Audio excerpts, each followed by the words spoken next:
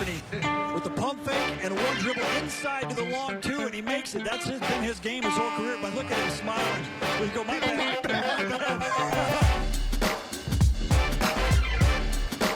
The long two.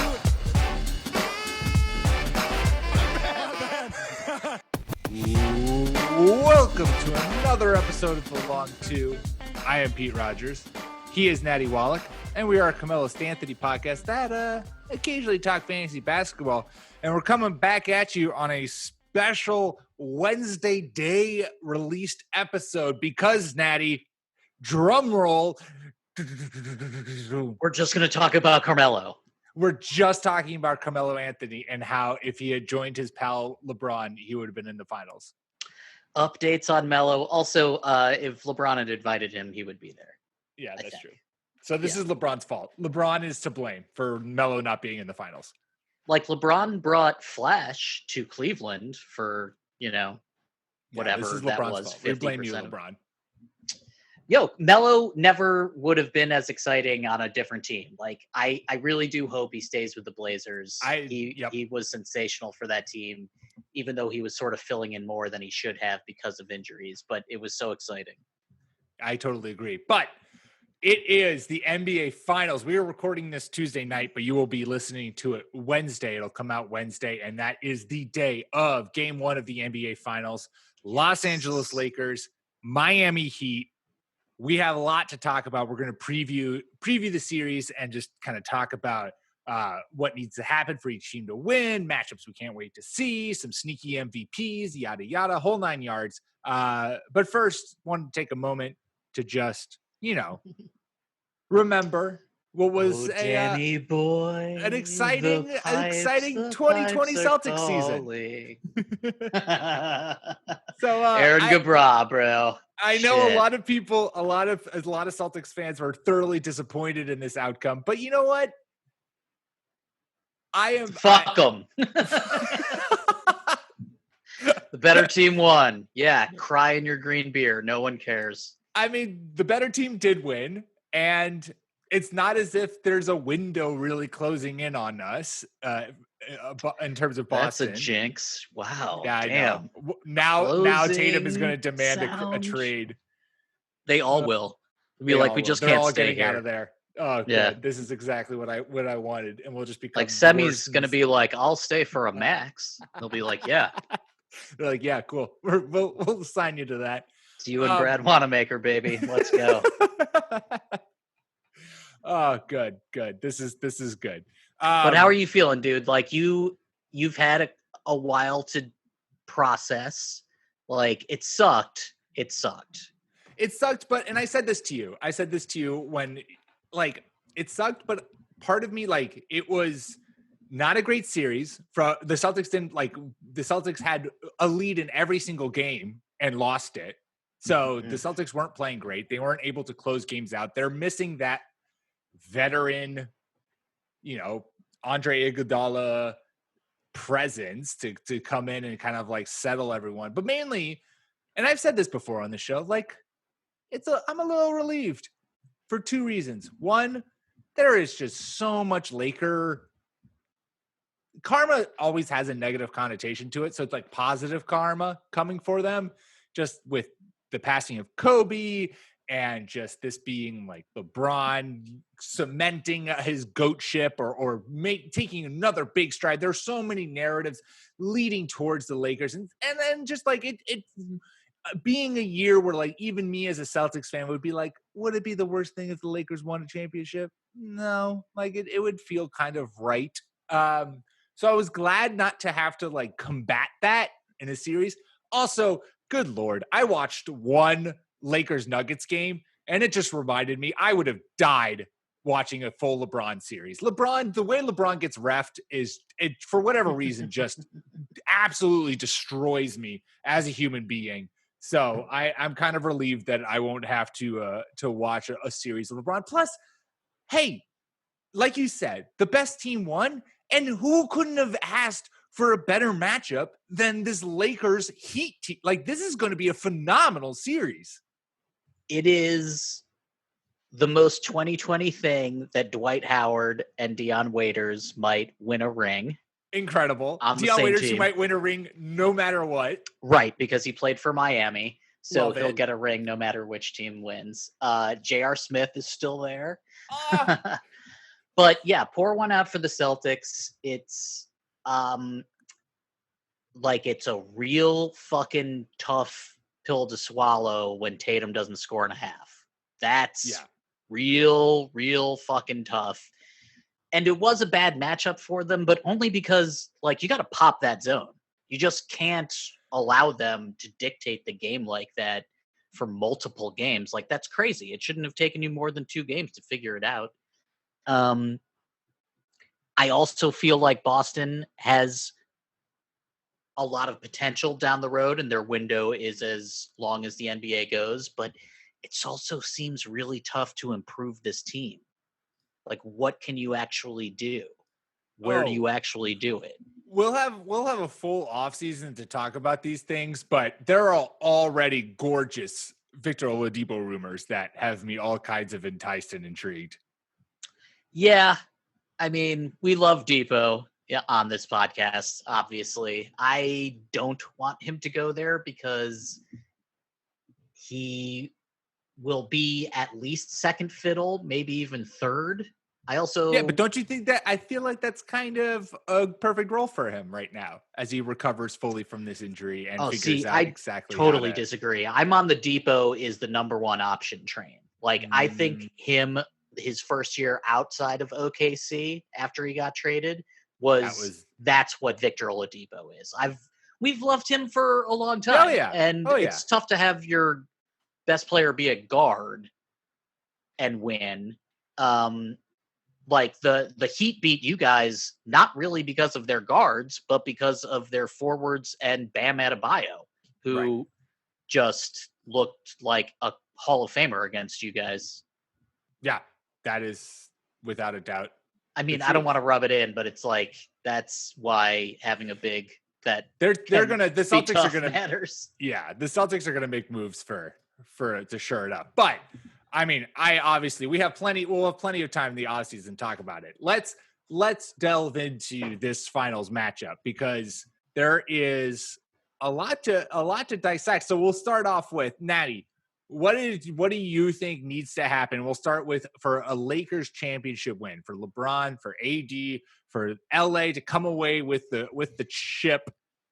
What do they need to happen? What needs to happen for the Lakers to beat the Heat? Well, the stat that's been going around, I think it's Kirk Goldsberry, maybe it was Zach Lowe, I forget, but somebody sent out when the Lakers shoot better than, 30% from 3 or whatever it is, they win. And I think that's just true for this series. There's no way LeBron is going to get stopped. There's absolutely no evidence in the history of the NBA where LeBron is totally shut down to the point where he's less than 10 points. He's going to get his unless something absolutely fucking crazy happens. But you have to Butler just hits a god level. Or he just goes as ice cold as Houston did several years ago, and it's just his jumper doesn't fall and he can't get to the rim because Bam and the Heat zone is preventing him from doing that. But I think that the Lakers, if they can make their jump shots, they win. If they can't, then Miami has a chance. But I don't think that this is sort of an even series. I know that 538 has a 73% chance that Miami wins. I think that's fucking crazy. I think it's Lakers in 5, possibly a sweep. Damn. Okay. See, there's nobody on the Heat who can stop LeBron James while also stopping Anthony Davis. There's no way that can happen. Yeah. One of them, if you double one of them, then the other one will win, but if the role players on LA don't hit their shots, then yeah, it's going to be much, much, much tougher for LA to win. What do you think? Well, I mean, we've seen the LeBron Butler matchup before. Back when was it? It was 2015, where LeBron in Cleveland and they went up against the Bulls. And Butler guarded LeBron there. And like you said, I mean, LeBron scored, I think it was like 25 a game or something like that. But made him work for it.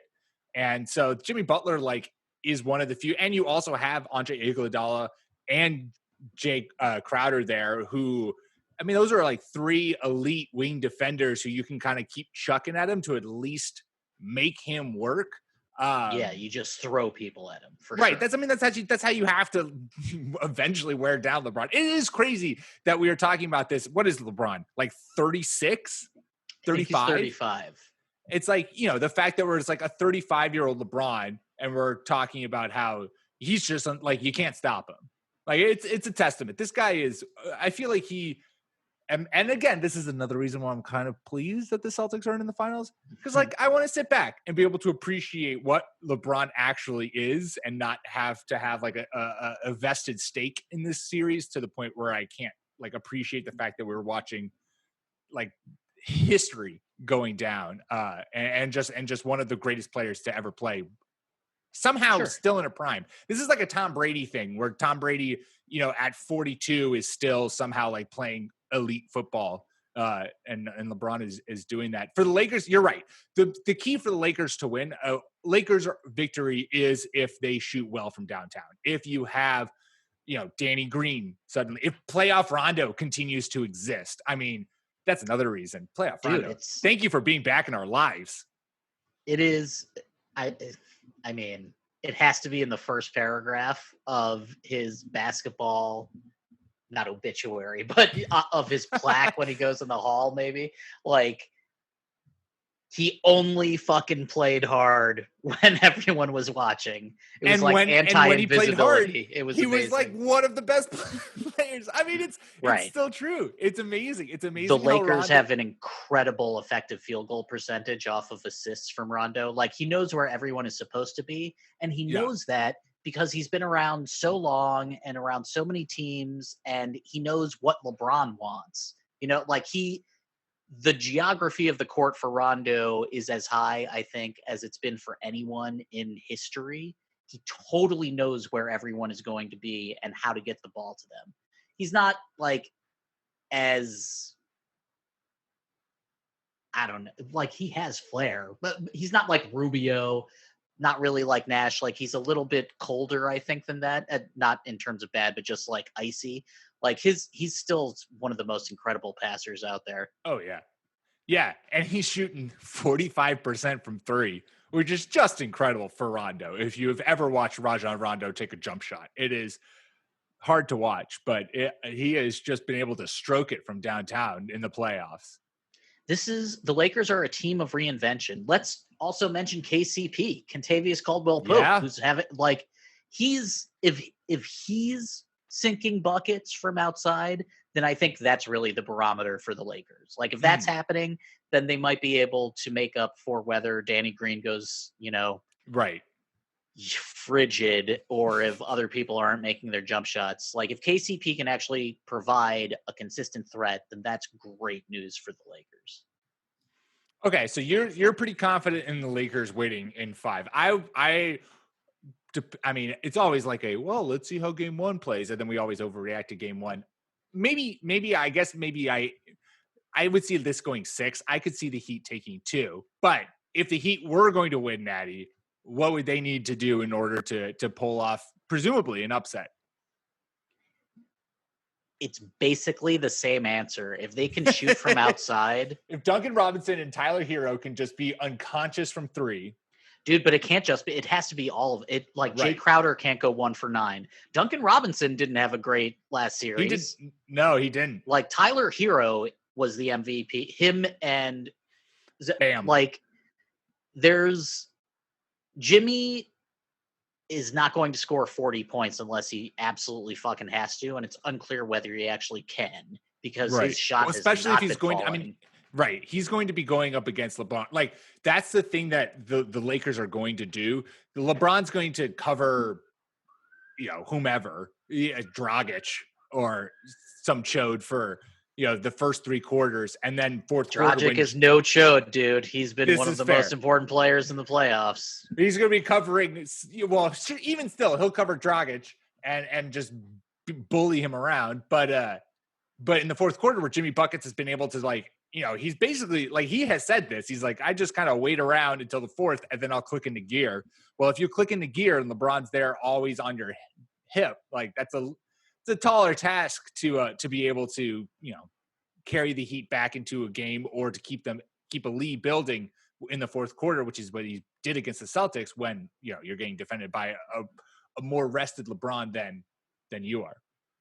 I do kind of wonder whether LeBron, crafty, canny, smartest guy ever, LeBron is like, the first game, I'm going to shut down Hero and Robinson and just get in their brains. And the first three quarters, they're not going to score a motherfucking thing. KCP and Caruso, like they're like the other dudes are going to handle Jimmy. And actually, maybe we don't really care too much if he scores a lot.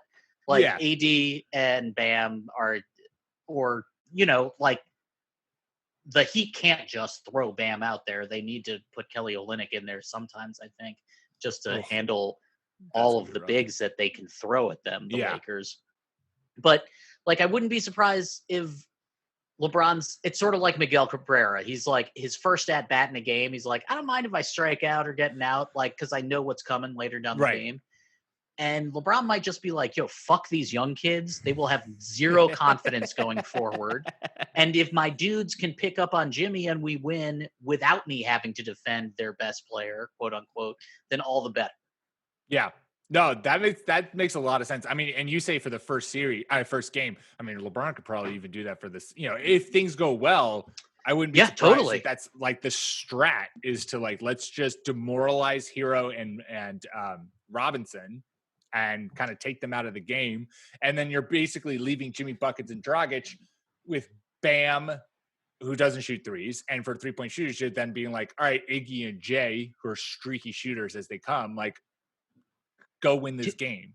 Like, there's a way in which I can see the Lakers being like, yo, Jimmy, get whatever you want. We don't fucking care about you at all. We're going to lose if your role players do well. Right. Like, you got, like, the stars, fine, do it. I don't care.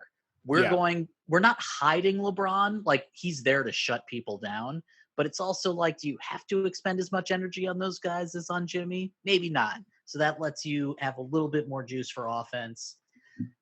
I love our "How can the Heat win" segment has now become what the Lakers will do to shut down the Heat. Dude, because here's the thing: if the Heat's perimeter shooters can't sink buckets, then they have no chance. Right. They just because Jimmy isn't shooting well enough. It'll be like Jimmy's never been a Jimmy going to the line. Shooter. Well, I think he's in the mid-30s from three for the playoffs. But yeah, I mean, I totally take your point. And he's just been going to the line. Like, that's how he's been scoring. But that's going to be a little bit tougher against a Lakers team that's huge. Yeah. And like what you said, has bodies to just throw at you with, obviously AD, but JaVale McGee, Dwight Howard. I mean, D12 was a defensive player of the year multiple times. Like, he's also not 40, like, I can absolutely see a series where he's on Bam and they just let AD and then all of the spots sort of go down a little bit. And it's the matchup doesn't work at all. Right. If Dwight is on Bam, like who's AD? Like what's AD doing? Like it's whatever he wants. Right, exactly. There's no one outside of Bam who's going to even be able to remotely contain AD. And that I think is like the biggest piece if we talk about matchups that we can't wait to watch. Like Bam Adebayo versus Anthony Davis to me takes the cake. Because Anthony Davis has put to rest all of the things that we've talked about in the show before, where it's like, well, Anthony Davis, does he quite have it? Is he able to, like, this is the playoffs. This is the time where your team's going to need you to be great. Can he do that? And, like, he has done that. He has looked phenomenal this playoff series. And here's some good stats for you. He's averaging 28.8 points, 5.7 57.1% shooting, 9.3 rebounds, 3.6 assists, 1.2 steals, 1.2 blocks. And the only other player in NBA history to reach those marks in the postseason is Kareem Abdul-Jabbar. So Anthony Davis doing pretty good during this playoff run. And Bam Adebayo has gone from like kind of cult hero, I guess. Like I feel like the Heat like sleeper pick in NBA fantasy drafts. Like this guy's is going to propel us to like becoming a household name, to becoming a like legit. This guy is a top 25, like has the potential. Sure. Yeah, top 25 player in the league right now, and is like the building block for the Heat. Like this guy is going to be the elite of the. He has everything going for him. And so these two guys matching up against each other is just going to be phenomenal to watch and is going to, in my mind, dictate the series. I want to see that too. I'm just not sure that's what we're going to get. Like, if you look at the total minutes for the Heat players in the playoffs, here are the totals, or the players in order total. Bam Adebayo's played the most, then Jimmy Buckets, Goran Dragic, Tyler Hero, Jay Crowder, Duncan Robinson, Iggy, and then Kelly Olynyk. Kelly Olynyk has played 145 total minutes. The next highest is Iggy, Andre Iguodala, at 291. I know they haven't played Myers Leonard at all, but there are so many fucking bigs on LA. They can just tell them to go out there and foul the living shit out of Bam, and get fouled out. Like, what do they care? They don't give a shit about JaVale. Are we going to see more Myles Leonard this? I mean, he hasn't played all playoffs. And like, what will that mean? Right. He hasn't played. How will the Heat play with a new play? I mean, I don't really think that the Heat have much of a choice. I think they just have to have Bam out there as much as they possibly can. I do think we'll see more Olynyk, though, because also terrifies me. I mean, I'm a big Olynyk fan, but Kelly Olynyk, the mere thought of Kelly Olynyk having to guard Anthony Davis should strike fear into everyone. You're never hoping, be like, if Olynyk does well, then we totally win. Well, if Kelly Olynyk can defend Anthony Davis is about to steal Kelly Olynyk's lunch money and ponytail. So I know that everyone's really excited, and I was too. And we talked about this matchup before, and we were both on the Heat really hard even before the season began. But when I started looking at what the Lakers have actually done in the playoffs, I got more and more skeptical of the Heat's chances, because I just feel like the Lakers can, like, if they can shoot, then they have enough bigs to just beat the living fucking shit out of the interior of the Heat. Yeah. All right, quickly interrupting to do a quick ad break. And we are back to whatever it was that we were talking about, which is going to come down to, I mean, this is then maybe a matchup that takes precedent in your mind, is what we've talked a lot about, is basically the Lakers' ability to defend the wing, because they haven't been, that was an Achilles heel for them. And if Miami's going to win this series or even make this a series, that's what it's going to, they're going to need to be able to have Tyler Hero, Duncan Robinson, their 3-point shooters, Goran Dragic, just like, be able to hit shots with ease. And so if the Lakers aren't able to defend that, now we have a series. Dude, but you know what?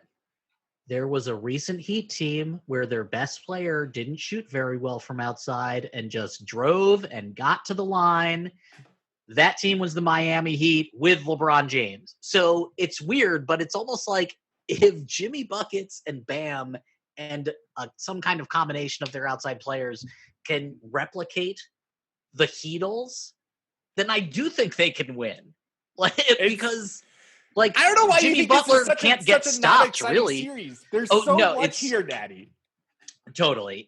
I do. At first, I was just like, this is fucking great. But, like, Jimmy Butler is not LeBron, right? And it's like, as soon as I started putting up the real numbers against each other and just sort of thinking about, like, oh, well, how did the Heat win in the East? And how did it – I am very doubtful that their zone, Miami's zone, will be able to withstand the interior scoring of the LA Lakers. Like, I just don't think that that's going to last very long. And also that means that like Bam is sort of out at the perimeter. So it's like, all right, we'll just let Anthony Davis go inside or there's just so many ways. They're going to need to jigger their zone because their zone was so effective because you had such size along the wing with Bam playing there. And all of those things are still true. Like Iggy is still there. Jay Crowder's still there. Like the young shooters are still there. Everyone can do really well. Everything can click. Spoelstra is a better coach than Frank Vogel. Spo knows LeBron better than maybe anybody. Yeah. But LeBron probably knows Spo better than anybody. So I can see a lot of reasons why the Heat could win, but I do feel like they need more luck and everyone doing well more than I think the Lakers could win even if like some of their role players don't do well. But if Duncan Robinson can't shoot, that's a problem. Yeah. And they were able to kind of survive the Celtics because, you had Hero go off and whatnot. Ugh. Anyways. Right. It was like a different reason every time, but mainly it was like, hey, Boston, protect your lead. God. How about you do that? How about you drive? How about you waste clock? How about none of this fucking Sorry. Let's not talk about that. All I want Brad Stevens to do this offseason is just forcibly make them drill how to beat that zone. Just like never let a zone ever stop you again. That's what I'm saying, though, with LA. Like, there's no fucking way that is going to work for 4 games against the Lakers. There's no fucking way. Also, but it could steal like a game, right? If you use it and it steals a game, and then you just this is a Bill Simmons ism, and as much as I love to rag on Bill Simmons, I'm going to take it. Is the tracking of what could. Like tracking a game in series, if that makes any sense. So like you would have the zone game, right, for Miami, which could steal a game. You could have the Duncan Robinson goes fucking unconscious from 3 game, in which steals a game. You could have the Tyler Hero goes unconscious from 3 game, which steals a game. And that's the issue. So like the one he would always talk about is, it's like the Warriors famously, where it's just like Steph goes crazy, Clay goes crazy, KD goes crazy, and they play amazing defense. There's your 4 games. There's your series. The Heat like have 3 kind of game, because like even if Jimmy Buckets puts together a 40-point performance, right? Is the way Jimmy scores 40 points going to obviously give the Heat the win? Right. Do the points actually equal the victory? Right. Does 40 points for Jimmy actually mean that they lose bad? Right. Exactly. Because Jimmy had to shoulder everything on his. Sure. I don't know. I think you can say the same about LeBron, right? Like if LeBron has a 50-point game, like maybe they lost because no one else could do anything and he had to play out of his mind. I mean, LeBron's ideal stat line, what he wants to come away from this series with is like 20, 10, and 7. Like that is LeBron's ideal stat line, even probably like 18, 10, and 7. Like the Lakers just played a team with a really good center and a really good guard. And while the Nuggets are just about as different from the Heat as you can possibly get, like the geometry was strangely similar. It's like, all right, well, the 2 most important dudes, like one's in the paint and one's out on the perimeter. So let's try to figure out how to defeat that geometry. Bam, if he gets shut down inside, I just don't know. It's that pick and roll that was so. I mean, God, they just demolished the Celtics with it, and so. But it's. I love Daniel Tice, but every time they bring up his little stats on the thing, and I see that he's like 6'8", I'm like, Jesus Christ, Daniel Tice is tiny. Yeah, a lot easier to do the pick and roll, alley-oop dunk, or rolling to the hoop when you're going up against 6'8" Daniel Tice, and not when you're going up against 7-foot defensive player of the year Anthony Davis. It's just like with the empty points that you just mentioned. Like Right. maybe some of Tice looked really, really good, but it was because it didn't matter. There are ways that you can win playoff games, and LeBron knows all of them. It's not clear whether the Heat, who have babies on their team, like two of their most important players are actual babies. It's because, like, I could see LeBron being like, I'm going to guard Tyler Hero and ruin his career. Like, he's coming in here being like, I'm the best Heat rookie ever. You know, like, I'm the new dude. I'm Jimmy Butler's little brother. And LeBron being like, you're nothing. You're a bug on my fucking shoe. Like, maybe you don't score any points, and that's LeBron's statement, because LeBron's running out of statements, you know, like he can shoot really efficiently, he can get all the dimes, all the points, all the board, he can do whatever he wants to. Like, there are only sort of a few things he can do anymore where it's really like, oh yeah, that's like if he shuts Jimmy Butler down, that's a LeBron thing. But this does feel, you are spot on in feeling like this has all of the makings of a mental barrier that a young player will take years to overcome. If LeBron just decides to make it his sole mission to be like, Tyler Hero, don't you dare besmirch my bro D Wade. You are right. Not the best rookie the Heat have ever had. Yeah, and I read your shit. Like, I don't give a fuck what you had to go through in the East. I'm LeBron James. Also, he probably, I mean, he wants to beat Spo, LeBron does, and Spoelstra wants to beat LeBron.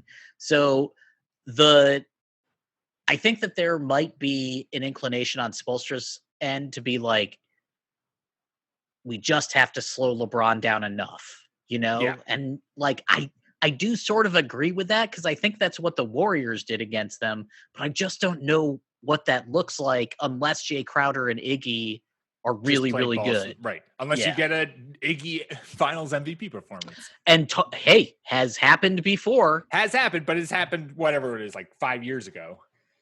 But that's like why they got Jay Crowder and why they got Iggy. They were like, these guys know how to defend wings, and they can do it, or they at least have been seen to have done it in the past. The Justice Winslow trade is looking absolutely brilliant right now. Totally. Because like I said at the top, you now have, I mean, the Lakers have big bodies that they can just send at Bam, and it doesn't matter if they foul out. Like, you don't want Iggy or Jay to foul out. But the Heat now have 3 big physical wing defenders who all have a history of being able to at least make LeBron work to score or to operate.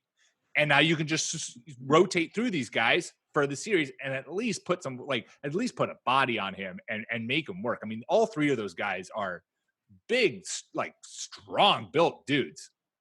Dude, and Pete, you're right, man. Fuck the Lakers. Let's go Heat. Like, why is KCP and Rondo and Alex Caruso going to do well? Fuck them. The entire Lakers backcourt could dissolve, and then all of a sudden there's Goran Dragic scoring 33 points in game 2, and they already won game 1 because the Lakers don't feel like they need to win game 1. Like, I do think the Heat are going to win game 1. I could see that.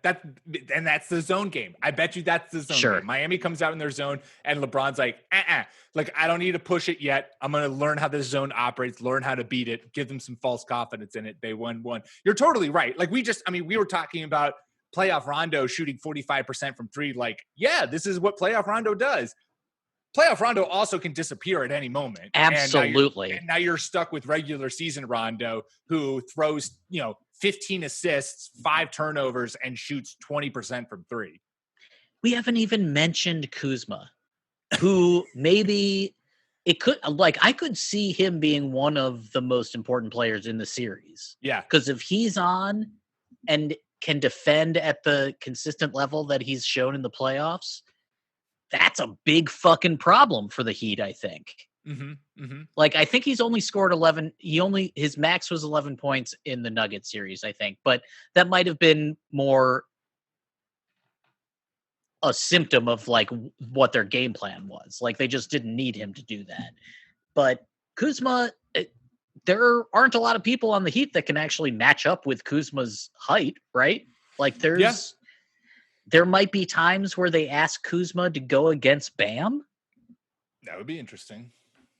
Like, just to give AD, when AD's down, like, I don't think that they'll rest AD and Bron at the same time, but I mean, they could. Stranger things have happened. Well, this is a good segue.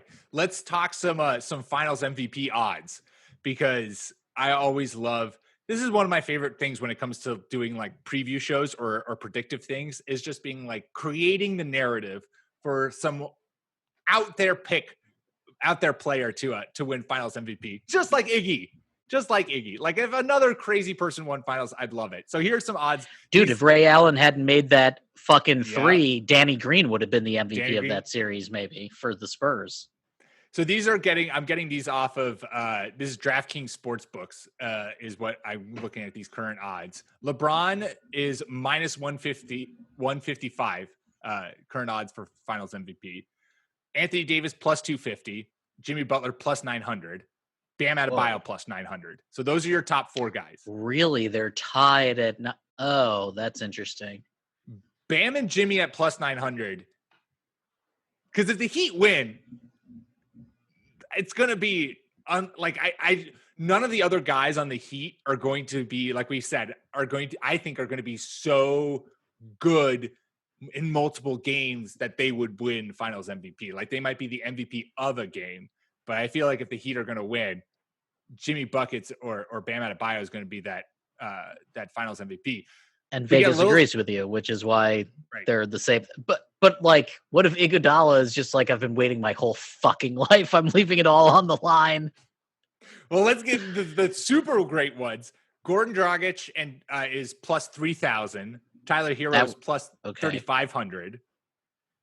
Tyler Hero plus 3,500. And now we get into just the absolute absurd ones. Who do you think is the first Laker, though, Natty? Outside of Anthony Davis and LeBron James, who is the first Laker with the best odds to win finals MVP? Is it Danny Green? No, it's fucking playoff Rajon Rondo. See, but that's Vegas being like, oh, well, everyone's saying playoff Rondo, so that's Vegas having no understanding of Rondo's career. Yeah, there's absolutely no. It's not that there's no way, but that would no way. So many fucking things. Like, I could see Dwight Howard getting it before Rondo. I think that would actually, like, if Dwight Howard starts and shuts down Bam, then he should be considered for MVP, because then you get rid of one of the best players on the opponent's team. If not the best player. But that's really fucking fun. What's Kuzma? Does it say? Kuzma's also. So, yeah, Rondo and Kuzma are plus 15,000. What's Caruso? KCP is plus 20,000. Duncan Robinson's plus 20,000. Jay is plus 20,000. Caruso, Danny Green, Iggy, Dwight are all plus 25,000. And then Kelly Olynyk and JaVale plus 50,000. I feel like Danny Green should be a little bit higher. But, I do feel like Danny Green should be a little bit higher, because he's been so hot or cold, though. It's been rough. But if he plays to the level of Toronto Danny Green, yes, elite perimeter defender who shoots 40% from three. If he does that for the full series, and if it really is, LeBron is like, I'm going to demoralize Tyler Hero for saying that he's the best rookie in Heat history, and just completely eviscerate this kid and give him no more career. If Danny Green is then just like tasked with Jimmy Buckets for the entire series, contains Jimmy Buckets, averages 15 a game while shooting, 3 for 5 or 3 for 6 from downtown. That's probably more than what Iguodala averaged when he won. Right. Totally. The narrative is there. This is why it's such an awesome series, actually, because there's so many question marks and so many things that could happen. I love how much you fluctuated on that throughout this just mere 20 minutes of talking. Well, because fuck the Lakers. I love it. Seriously. Also, we've seen LeBron lose before. There's like a chalk bracket, and then this is COVID, this is 2020, this is the bubble, anything can fucking happen. Maybe Myers Leonard is the fucking MVP. Like, we don't know. God, what if this is Spo's whole thing? Miles Leonard has not played the entire playoffs totally purely for this moment. so that he will come in, they have no tape on him, and he's just going to shut down Anthony Davis. Welcome to the fucking Thunderdome. What if? I am here for that. It is like, if you just go by how many players you think could actually be in the series and make a positive impact, I feel kind of bad for Kendrick Nunn because I'm not really sure if he can play in this series. Yeah. Like, I could see Quinn Cook on LA playing more minutes than Kendrick Nunn. Yeah, I don't know. I think the only time Kendrick Nunn sets foot on the court is if it is an absolute blowout. Dude, and that's a guy we were talking about for, like, yearly awards, you know? And we loved him during the season. He was a fantasy darling. Dude, like, it's a little bit sad. Like, he's been the guy that we were talking about 6 months ago, or, well, longer than that, and now we're not talking about him at all. It's a little sad. A little sad. Okay, before we go, very quickly, Natty, we've previewed the finals. We're both very excited. Make sure you watch. We will be continuing to talk about it. But before we go, the LA Clippers decided that Doc Rivers was no longer needed to help them succeed. So I just want to quickly hear your thoughts on this surprising, shocking, dare I say, unpredictable move. I just don't feel like it was Doc's fault. I feel I don't like, think it is. Yeah. Like, if the team fell apart in the bubble, then I feel like Kawhi and Paul George also have to share some of, like, that sort of team shouldn't need a scapegoat. Like, Doc is accomplished. Doc has been here before.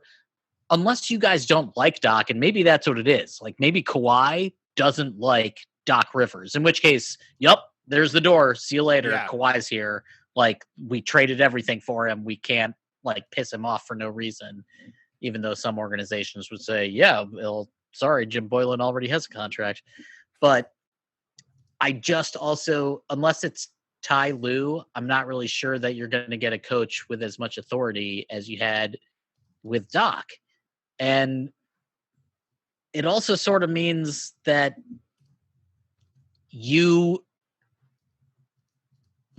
as an organization think that something went wrong, like something fixable went wrong. Like, by getting rid of Doc, now we're actually a title contender.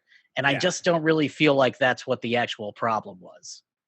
I think the thing that I've seen most batted around, or maybe I've only seen it batted around a couple places, and I've just seen those couple places the most, that makes the most sense is you mentioned Ty Lue, and that to me is the only thing that makes sense, is that Ballmer didn't want to lose Ty Lue. He was going to be, heavily recruited by any of these teams who need a head coach. And for whatever reason, he, was like, maybe Doc wasn't feeling it. Maybe Ballmer wasn't feeling it. Maybe Kawhi and PG weren't feeling it. Whatever the case might be, there was some iffiness between the Clippers and Doc. And they were like, hey, we're going to separate. We're going to part ways so that we can, like, give Ty Lue the reins and make sure that we retain him. And knowing that Doc is like, it's not like Doc's not going to get a job. There are so many teams out there who would love to have Doc Rivers coaching for them. So, that's the only thing that makes sense. Like, if they go out of house to find a head coach replacement, then I have no idea why you get rid of Doc Rivers.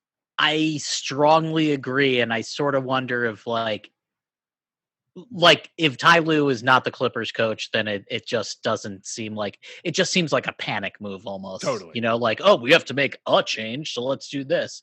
I would love to see Doc in Milwaukee. Yes. But I also sort of feel like I think he'd do well in any coaching. It's like with any team, he's a good coach. But I feel like the Rockets and the Sixers have such a fucked up roster situation that maybe I don't want to go there. Like, maybe something like Indiana would be a little bit easier. Unless I can convince Depot to stay. Maybe. The only way I would see him going to the Sixers or Rockets is if he does what he did with the Clippers, where he's like, I'm coming in, I'm general manager too. Like, I am all powerful. Okay. And I'm cleaning house, or I'm doing what I want to do to build this team the way I want it. Like, that's the only way. I would love him in Milwaukee because I want that team to competently build something around Giannis because I want to see Giannis at his best. And I think Doc can do that. But I think if Doc is going to the Sixers or Rockets, then they're luring him there with saying, you have almighty power. You build this roster. You fix this roster to your vision, because clearly the vision we've had of it is not working. How about if Doc was willing to go to a team where it's like, we're not title contenders right now, but we will be like the Pelicans? Ooh, that would be saucy. Like, I don't think that team has to say, like, you get to be GM. We already have one, but we have this roster where it's like, yo, we have 5 years. Like, we're going to make some changes, but we have our dudes. We're strangely deep. Like, we have JJ Redick, who used to play for you. Like, this is a team that should be in the playoffs next year and, like, going forward. So, like, maybe, but that's not a title contender right away. I think he'd have to wait. I do like that. I think there's a lot of openings, though. I think you're right. Like, he can go wherever he wants to, really. He'll find a spot, and he'll succeed. I like Doc Rivers. Ditto. Yeah, Ubuntu forever. He's great. My final thought before we go. Do it. What if you are right in saying the Clippers needed to say that something was wrong, right? Something went wrong this playoffs. And instead of saying the obvious thing and the right thing, that was Paul George was what was wrong, despite the fact that you can't say anything bad about Paul George because you gave up 700 first-round picks for him. Sure. And playing Montrezl Harrell like way too much. And so Doc Rivers got fired because you needed someone to blame. And the person to blame, you can't blame because you traded your entire draft class for the next 15 years for. I feel a trade idea coming on.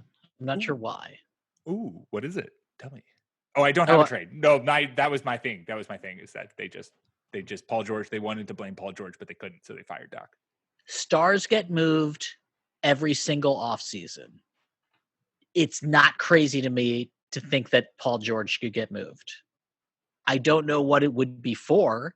I also feel like Ballmer, like if Ballmer really looked at this team and was like, okay, it didn't work. The reasons are X, Y, and Z. One of them was Doc, one of them was PG-13, and one of them was Montrezl Harrell. Then I could see a bunch of moves occurring where it's like Kawhi gets a better team around him because Ballmer's like, I don't care who you want. I do have you here for 2 more years.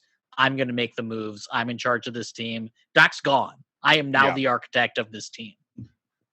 But it'll be I think that would have to be something like Paul George for Ben Simmons. Yeah. Which is not like out of control. It's going to be crazy because depending on what happens in the final, let's say the Lakers lose. Does Anthony Davis leave? LeBron will just be 1 year older, right? Natty, I said we were about to go. But like, there's all these amazing hypotheticals. Like nothing will happen to the Heat. The Heat have their team. Like if they lose Jay Crowder and Iggy, like who cares? Like they have their totally. It doesn't matter. That team is there. That's one of the most solid rosters situations like in basketball. Mm-hmm. Everybody else could change, really. Maybe not Phoenix too much, but like there's so much room for movement absolutely everywhere. Kevin Durant and Kyrie Irving are going to play next year. So is Steph Curry and Klay Thompson, by the way. None of those guys were in the fucking finals. Yeah. It's going to be insane. Yeah. I'm here for it. All right. Well, make sure you subscribe to the Fake Teams podcast wherever you get your podcasts so you don't miss any of the crazy hypotheticals that we're going to be tossing out as we hit the throughout this final series, and of course when we hit the NBA offseason. Get us iTunes, Spotify, Stitcher. That is how you'll not only get us, but also our fantasy football and fantasy baseball podcast. You can follow us on Twitter at the Long2Pod. Natty, until next week, have a good one. Dude, everybody watch baseball. Everybody watch basketball. Love you guys. See you next week, buddy.